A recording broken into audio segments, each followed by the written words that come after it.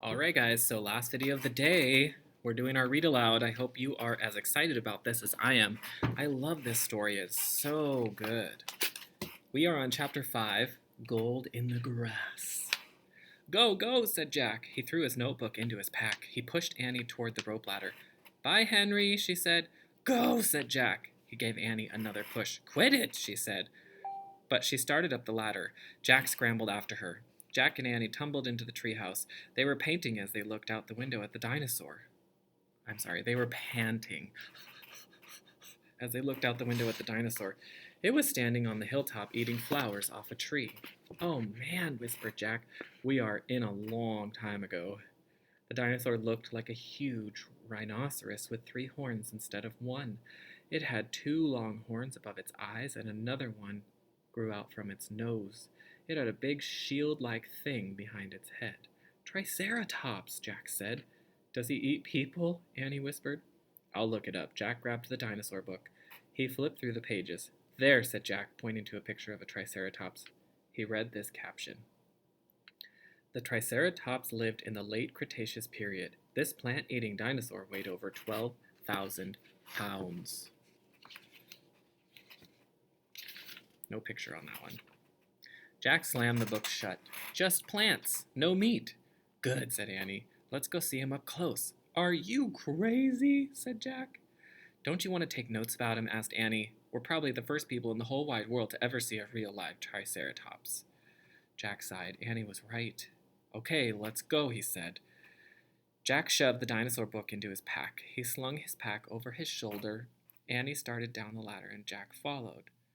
Just promise you won't pet him, Jack called Annie. I promise, said Annie. Promise you won't kiss him, said Jack. I promise, said Annie. Promise you won't talk to him. I promise, said Annie. Promise you won't. Don't worry, said Annie. Annie and Jack stepped off the ladder. The pteranodon gave them a friendly look. Annie blew a kiss. Be back soon, Henry, she called.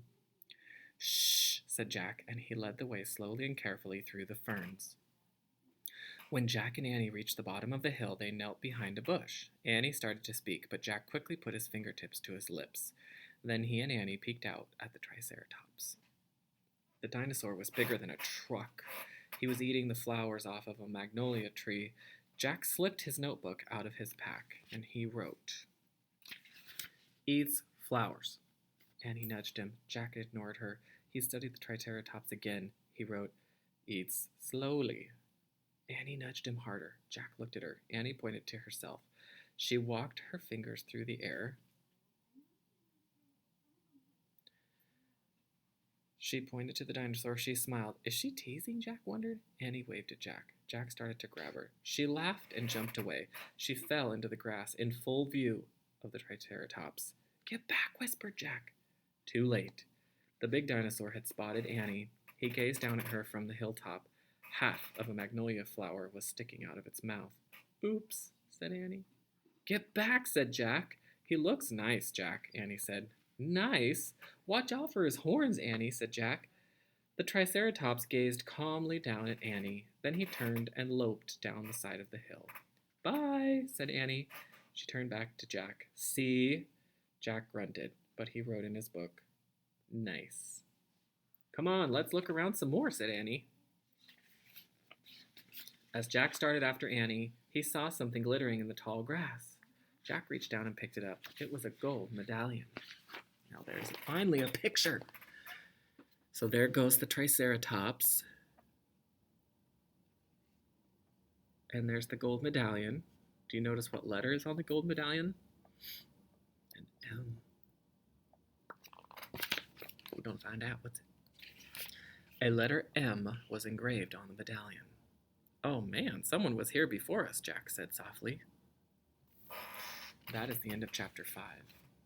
And these chapters are going very fast, so we are going to stop there today and pick up tomorrow.